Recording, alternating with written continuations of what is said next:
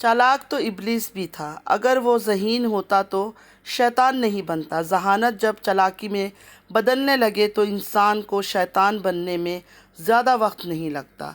अस्सलामु अलैकुम रहमतुल्लाहि व बरकातुहू my YouTube friends, welcome back to my channel. Hope कि आप लोग बिल्कुल ठीक ठाक है और आप सबकी दुआ से अल्हम्दुलिल्लाह मैं भी ठीक हूँ। और अल्लाह पाक से यही दुआ है कि आप लोग हमेशा सही सलामत रहे, खुश रहे अपने अपने घरों में अपनी फैमिली के साथ। आमीन सुम्मा आमीन। नमाज़ पढ़ा कीजिएगा, नमाज हम पर फ़र्ज़ है। सबसे पहले फ़लस्तीन वालों के लिए और लेबनान वालों के लिए दुआ की रिक्वेस्ट करूँगी। प्लीज़ प्लीज़ प्लीज़ फ़लस्तीन वालों को और लेबनान वालों को अपनी दुआओं में ज़रूर याद रखा करें। हमारी दुआओं की उनको बहुत ज़्यादा ज़रूरत है। अल्लाह पाक अपनी गैब से उनके लिए आसानियाँ फ़रमाए। आमीन या रब्बल आलमीन। अगर अभी तक आप लोगों ने मेरे चैनल को सब्सक्राइब नहीं किया है तो प्लीज़ जल्दी से लाइक सब्सक्राइब शेयर कर लीजिए और बेल आइकन को क्लिक करना बिल्कुल भी मत भूलिएगा। बेल आइकन क्लिक करने से ये होगा, जब भी मैं कोई वीडियो अपलोड करूँगी सबसे पहले नोटिफिकेशन आप लोगों को मिलेगा।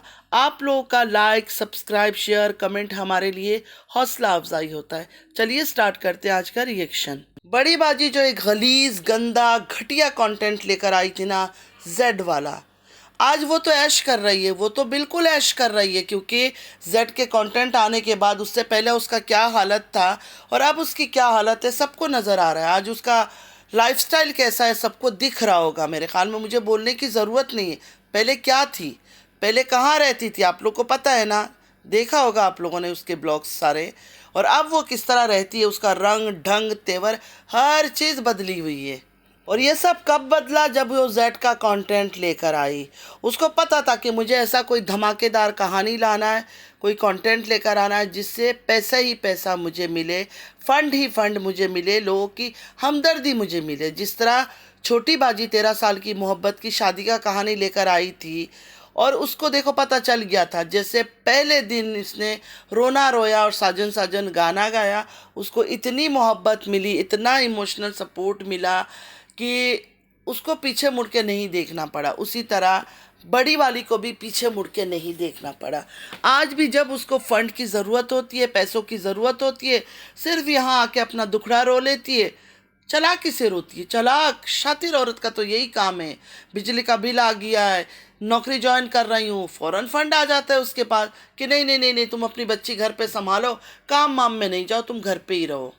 जो समीरा जी थी जर्नलिस्ट, उन्होंने कभी भी नहीं बोला, कभी नहीं बोला कि ये जेड का काम हुआ है। हालांकि वो सऊदीया में रहती है, बड़ी बाजी भी सऊदीया में रहती है। उन्होंने कभी नहीं बोला कि जेड का काम हुआ। इतना बोला कि हाँ कुछ तो गड़बड़ है, कुछ तो गड़बड़ है। कुछ तो गड़बड़ को हम जेड में तो तब्दील नहीं कर सकते ना। इनकी तो बड़ों की बूढ़ों की सबकी हिस्ट्री ख़राब है। देखे, चाहे छोटी बाजी हो बड़ी बाजी हो, नैनू हो रूबी जी हो, बाएँ हो, इनकी बुज़ुर्ग औरतें हों, सबके रिकॉर्ड ख़राब है। तो जिस घर में सबके रिकॉर्ड ख़राब है उसमें हम एक से कैसे अच्छाई की उम्मीद कर सकते हैं कि नहीं वो अच्छी निकल जाएगी। बड़ी बाजी ने बहतान लगाया अपनी छोटी बहन पर कि ये ऐसी है, इसने मेरे साथ ऐसा किया। ठीक है, कुछ किया छोटी ने, कुछ नहीं किया। छोटी वाली का वॉइस लीक हुआ, उसमें क्लियर छोटी वाली बता रही थी कि इस तरह मेरे पास अपनी बेटियां छोड़कर चली जाती थी। बड़ी बाजी ने उस पर कोई एक्शन लिया, कोई बात किया, लाइव लगाया, कोई ब्लॉग में कुछ बोला? कुछ भी नहीं बोला। तो साफ नज़र आ रहा है कि ये सब गंदे हैं। बड़ी बहन का भी रिकॉर्ड है, छोटी बहन का भी रिकॉर्ड है। एक दूसरे के खिलाफ ये नहीं जा सकते हैं, एक दूसरे के खिलाफ बोल नहीं सकते। तो एक को क्यों गंदा बोला जा रहा है? गंदे तो फिर सारे हैं। दोनों ने अपने आदमियों को मजबूर किया, दोनों बहनों ने अपने आदमियों को मजबूर किया, समझाया, लालच दी कि ऐसे करो तो हमें पैसा मिलेगा, हमें फ़ंड मिलेगा, हम पैसे वाले बनेंगे। इसलिए कि दोनों के जो आदमी है ना, टट्टू टट्टू बनकर या बंदर कह ले, बंदर बनकर इनके हाथों के इशारों में नाच रहे हैं। इन दो बेईमान मक्कार फरेबी बहनों के लिए लोगों ने रात दिन एक कर दिया। मैं तो हैरान परेशान हूँ कि अपने अपने फैमिली को छोड़कर इन्होंने रात दिन क्यों एक कर दिया। इन्होंने क्या समझा कि हम जज है, अल्लाह ताला ऊपर बैठा हुआ है, अल्लाह ताला ऊपर बैठा हुआ है। क्या किसी को अल्लाह पर यकीन नहीं था? नाउज़ुबिल्लाह। अगर बुराई हो रहा था तो अल्लाह देख रहा है ना, अल्लाह सज़ा देता। आप लोगों ने क्या अपने हाथों में इंसाफ ले रखा है कि हम इंसाफ दिलाएंगे इसको, और उसको क्या इंसाफ मिला? बड़ी को कौन सा इंसाफ मिला मुझे बताए? सिर्फ और सिर्फ डॉलर मिला और डॉलर पे वो खुश हो गई। छोटी वाली जो 13 साल की मोहब्बत की कहानी लेकर आई, उससे क्या मिला उसको?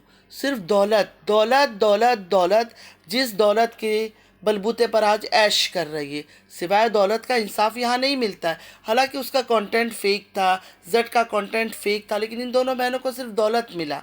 और इनको देखकर देखे कितने लोग ये ड्रामे कर रहे हैं दूसरी शादी का। एक आदमी था, छोटी बाजी पर रिएक्शन देता था, रोस्ट करता था उसको, बारबी डॉल बुलाता था, मुझे उसका नाम नहीं लेना है, आप लोग को पता चल गया होगा। ये दोनों मियाँ बीवी, इसकी पहली बीवी और ये, मुझे बिल्कुल पसंद नहीं थे, बिल्कुल किसी एंगल से भी मुझे पसंद नहीं थे। और अब क्या ड्रामा हो रहा है, मियाँ शादी करके ले आया, पहले तो उस पहली दूसरी बीवी को लेकर बड़ा ही वल्गर हरकतें कर रहा था, कभी बेड दिखा रहा है, कभी टच कर रहा है, कभी कुछ कर रहा है, अजीबो गरीब चीज़ें, उस पर भी मैंने रिएक्शन दिया था। लेकिन अब क्या है ना, पहली बीवी भी आ गई है मैदान में, पहली बीवी भी आ गई है मैदान में। मुझे ऐसा लगता है कि उसका सच में ही इद्दत अभी तक पूरा नहीं हुआ है, अभी तक उसका इद्दत पूरा नहीं हुआ है, तो ये आ गई है। वैसे भी इद्दत पूरा होने से पहले स्टार्टिंग में ही वो आ गई थी, फिर हम लोगों ने शायद बोलना शुरू किया तो इस वजह से वो कुछ दिन रुक गई। अब फिर उसने ब्लॉग बनाना शुरू किया और सबको कहना शुरू किया, मुझे सपोर्ट करो, मुझे सपोर्ट करो। आप यकीन करें, अपनी बेटी को लाइव में लेके वो औरत बैठती है और बच्ची से कमेंट पढ़वाती है, मतलब अपनी बच्ची से सारे कमेंट्स पढ़वाती है। मतलब ज़्यादा से ज़्यादा वो 11-12 या 9-10 इस तरह की कुछ एज की होगी, या 11-12 की होगी, उससे सारे कमेंट्स पढ़ाती है। और आप लोगों को पता है ना कि व्यूअर्स किस तरह के कमेंट्स करते हैं। दूसरी बीवी को लेकर वो ज़्यादा ही शो ऑफ कर रहा है, ज़्यादा ही शो ऑफ कर रहा है। बिस्तर में बैठना उठना ये सब चीज़ें क्यों ज़्यादा दिखाया जा रहा है? कुछ तो गड़बड़ है, मुझे ये अभी भी डाउट है कि कुछ तो गड़बड़ है। और जिस तरह पहली बीवी बैठकर बच्चों को लेकर बेटी से, बताओ तुम्हारे साथ क्या करते थे, जुल्म करते थे, मारता पीटता था इसका कहना है, और फिर वीडियो के लिए तैयार करता था बेचारी को। मैं नहीं मानती हूँ, मैं नहीं मानती हूँ। पहले बीवी का ज़बान बहुत ही तेज़ है और बहुत तल्ख किस्म का ज़बान है इस औरत का, जो हकीकत बात है। देखिए, आप लोग मुझे बुरा समझे कि एक औरत के साथ हमदर्दी नहीं है, नहीं, बिल्कुल मेरी हमदर्दी नहीं है, क्योंकि इस यूट्यूब में मैंने देख लिया कोई भी हमदर्दी के काबिल नहीं है। सब सिंपैथी कार्ड खेलते हैं। इन्होंने तलाक को, निकाह को, शादी को, हर चीज़ को मजाक समझा हुआ है, मजाक बनाया हुआ है, पैसे कमाने का ज़रिया बना लिया इन्होंने। मुझे लगता है कि कुछ तो गड़बड़ है। मेरा दिल कहता है, मेरा दिल कहता है कि जो चीज़ ये लोग दिखा रहे हैं, मियाँ जो दूसरी वाइफ को लेकर दिखा रहा है और बीवी जो दिखा रही है, इनके घर के फासले में 10 मिनट पर है। आपको पता है, हस्बैंड वाइफ का घर है जो अलग अलग रहता है, वो अपने माँ बाप के साथ रहती है, वो 10 मिनट के फासले में है। तो मुझे नहीं लगता कि जो चीज़ दिखाया जा रहा है वो सच है। बाकी अल्लाह बेहतर जानता है। मेरा दिल कहता है कि सच नहीं है, बाकी अल्लाह को बेहतर पता है। इस पे और मैं ज़्यादा कुछ नहीं बोलना चाहती हूँ। लेकिन मुझे बिल्कुल अच्छा नहीं लगा कि अपनी बेटी को साथ बिठाकर कमेंट्स पढ़वा रही, क्योंकि लोग नेगेटिव कमेंट कर रहे हैं हस्बैंड के बारे में। ऐसे ही होता है ना, ऐसे ही होता है। जब दूसरी शादी की कहानी लेकर आती है एक औरत, तो तब यही होता है। तारा के टाइम पर भी तो यही हुआ ना कि तारा को हमदर्दी मिली, उसको गाली मिला सज्जू को। डीडी की वाइफ जब ये कहानी लेकर आई, डीडी को भर भर के लोगों ने गाली दिया तीसरी शादी पर।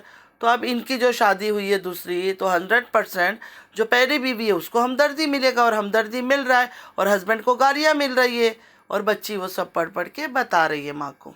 फ़िल्टर लगा लगा के मैडम आके शॉर्ट्स डाल रही है, फ़िल्टर लगा लगा कर अजीबो गरीब शक्ल बना रही है। मतलब समझ से बाहर है मेरी।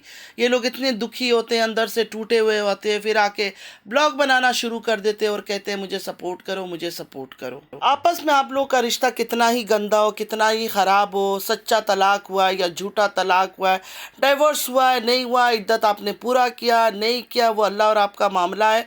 लेकिन कम से कम बच्चों को तो बीच में मत लाओ ना। बच्चों को क्यों गंद में ढकेल रहे हो, बच्चों को क्यों दलदल में डाल रहे हो। चलिए अब बात कर लेते हैं छोटी बाजी के बारे में। छोटी बाजी अम्मी से मिलने जा रही है। अम्मी का सुनते ही मुझे लगा शायद अम्मी के पास सऊदीया जा रही है, या तो फिर अम्मी सऊदीया से वापस आ रही है, क्योंकि काफ़ी टाइम से मैं सुन रही हूँ कि वो आने वाली है।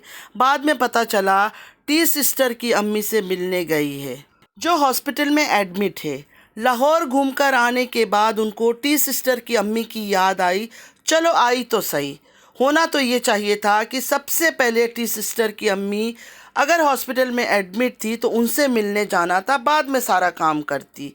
लेकिन ये लोग मतलब ही है, ये तो कुछ भी कर सकते हैं अपने मतलब के लिए।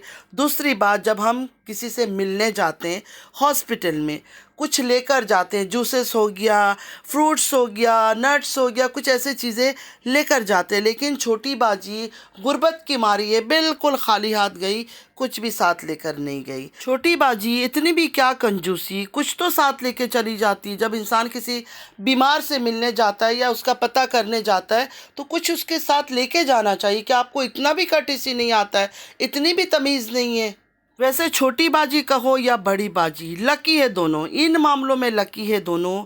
इनको अम्मियाँ मिल जाती है। छोटी बाजी को तो कितनी सारी अम्मियाँ मिल गई है, शायद उनको खुद भी याद नहीं होगा कि कितनी अम्मियाँ हैं उनकी यूट्यूब से जो उनको मिली है। कभी अम्मियाँ आ जाती है, कभी वो खुद अम्मियों से मिलने चली जाती है। बड़ी बाजी को बहनें मिल जाती है यूट्यूब में जो इनको मालामाल कर देती है। बड़ी बाजी को तो इंडिया से कोई मिली थी, उनका नाम मैं नहीं लेना चाहती। उन्होंने मसाले तक, मसाले, कपड़ों के कार्टन कार्टन इनके बच्चों के लिए भेजा, बेटियों के लिए भेजा। ऊपर से मसाले, ये वो कुछ भी नहीं छोड़ा, हर वो चीज़ भेजा और पैसे अलग भेजे। तो इन मामलों में ये बड़ा लकी लोग हैं। मतलब कहाँ से इनको अम्मियाँ, कहाँ से इनको ऐसी बहनें मिल जाती है कि इनकी सारे मुश्किलात हल कर देती है, झोपड़ी से उठाकर इनको महलों में बिठा देती है। चलिए बात कर लेते हैं टी सिस्टर के ऊपर। टी सिस्टर की अम्मी हॉस्पिटल में एडमिट है। अल्लाह पाक से दुआ करते हैं, आप लोग भी दुआ कीजिएगा कि अल्लाह ताला उनकी अम्मी को जल्द से जल्द सेहतयाब करे, लंबी ज़िंदगी दे। आमीन या रब्बल आलमीन। आप लोगों का कमेंट्स था कि टी सिस्टर बड़ा अनईजी फील कर रही थी छोटी बाजी से मिलते हुए। पहली बात तो ये है कि हाँ, उनका चेहरा उतरा हुआ था। तो देखिए उनकी अम्मी हॉस्पिटल में, आप छोटी बाजी को देखकर वो खुशी से झूमती हुई गले तो नहीं लगाएगी। बहरहाल उन्होंने गले भी मिला, स्माइल भी दिया, लेकिन हाँ, चेहरे में उनकी उदासी थी। जाहिर सी बात है, माँ हॉस्पिटल में है तो जाहिर सी बात है उनकी माँ हॉस्पिटल में, वो अपसेट है, उदास होंगी, टेंशन में होंगी अपनी वालिदा को लेकर। तो इस टाइम पर चेहरा तो ऐसे ही नज़र आता है, कोई खिलखिलाता हुआ चेहरा तो किसी को नज़र नहीं आएगा। और यहाँ मैं एक बात करना चाहती हूँ, जैसे लोग कह रहे हैं टी सिस्टर नाराज़ है, ये है वो है, तो मुझे इस बात की समझ नहीं है। देखिए अगर वो ज़्यादा नाराज़ होती या नाराज़ थी या आपस में इनका बिल्कुल रिश्ता ख़त्म हो चुका था तो वीडियो में ना आती, तारा के ब्लॉग में वो नहीं आती, आराम से तारा को बोल सकती थी कि यहाँ वीडियो शूट नहीं करना। मतलब अपना गुस्सा ना दिखाती, नाराज़गी ना दिखाती, अपनी अम्मी का एक्सक्यूज़ लेती कि इस टाइम पर मेरी माँ हॉस्पिटल में बीमार है, इस टाइम में आप यहाँ ब्लॉग शूट नहीं करना, हमें वीडियो में नहीं लेना, आराम सकती थी। मतलब बहुत तरीका होता है मना करने का, अगला बंदा नाराज़ भी नहीं होता और आप तरीके से उसको रोक भी लेते हो। तो टी सिस्टर को आना था तो वो ब्लॉग में आ गई। अब मुझे कोई ये ना बोलना कि अब छोटी बाजी जो है ना टी सिस्टर को भी ब्लैकमेल कर रही है।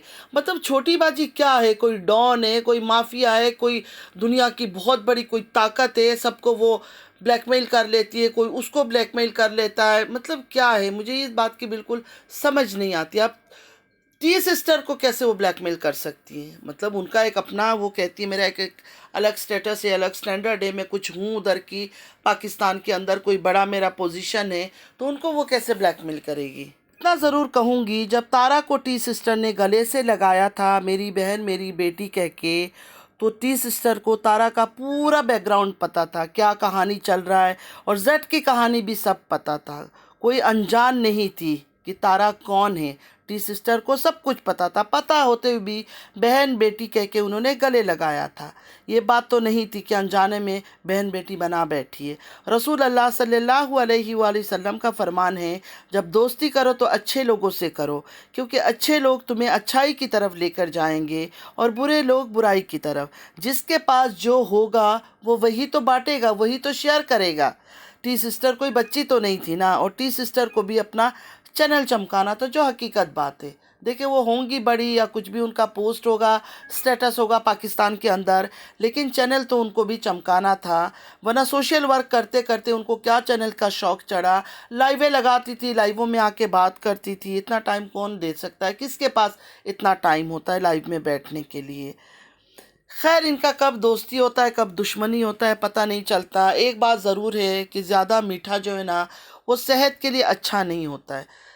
चाहे दोस्ती हो, चाहे प्यार हो, चाहे रिश्तेदारी हो, थोड़ा फासला रखना ज़रूरी है। ज़्यादा मिलने जुलने से रिश्ते हो, प्यार हो, मोहब्बत हो, इश्क हो, कुछ भी हो ना, उसमें ख़राबी आ जाती है। इसलिए थोड़ा फ़ासला रखना बहुत ज़रूरी है। और ज़्यादा मीठा तो ज़हर होता है, आप सबको पता ही होगा। कल रात को मेरी तबीयत बहुत ज़्यादा ख़राब थी, मुझे नींद नहीं आ रहा था, तो बैठे-बैठे कहीं मैंने यूट्यूब लगाया तो एक लाइव हो रहा था। मैंने कहा चलो थोड़ा सुन लेते हैं, अगर मौका हुआ तो सलाम दुआ मैं वहाँ कर लूँगी। मैं पहले देखती हूँ कि वो लाइव किस टाइप का है। अगर वहाँ गंदगी हो रही है, गंदी बातें हो रही है, तो मैं बिल्कुल वहाँ जाती नहीं हूँ, हट जाती हूँ। तारा पर तो हमेशा ही लोग बात करते हैं, जेड का टैग उस पर लगा हुआ है, बच्चे वो हराम के पैदा करती इस तरह लगा हुआ है। कल नज्जों के बारे में भी बात हो रही थी, मतलब इतना मुझे बुरा लगा। देखिए हर एक पर बिना सबूत का आप लोग इतने बड़े बड़े बहतान कैसे लगा लेते हो, और इतना चस्का लगा लगा कर हंस हंस कर कि नज्जों की इतने बेटियां हैं, इतने बच्चे हैं, वो भी सारे मतलब एक बाप के नहीं है। इधर उधर आप लोग को किसने बताया कि इधर उधर से पैदा किया है? कहीं से भी अगर उसने पैदा भी किया, अगर सच में इधर उधर से, लेकिन हमारे पास तो कोई सबूत नहीं है ना। हम तो कोई इंसाफ का झंडा लेके नहीं घूम रहे कि किस औरत ने कहाँ से किस तरह बच्चे पैदा किए। तो गुनाह है मेरी बहनों, मत करो ये सब। क्यों अपने आप को इतने अजाब में आप लोग डाल रहे हो? अभी आप लोग इतने चस्का ले लेकर रातों को इस तरह की बातें करते हो, लेकिन अल्लाह ताला आप लोग की इन बातों से कितना नाराज़ होता होगा। क्या आप लोग को इन बातों का एहसास है? और यकीन माने नज्जों के ऊपर जब ये सब बातें हो रही थी, मैंने कहा कमेंट में कोई तो बोलेगी, कोई तो एतराज़ करेगी कि देखो बच्चों के ऊपर बात नहीं करो, हराम हलाल इस पर बात नहीं करो।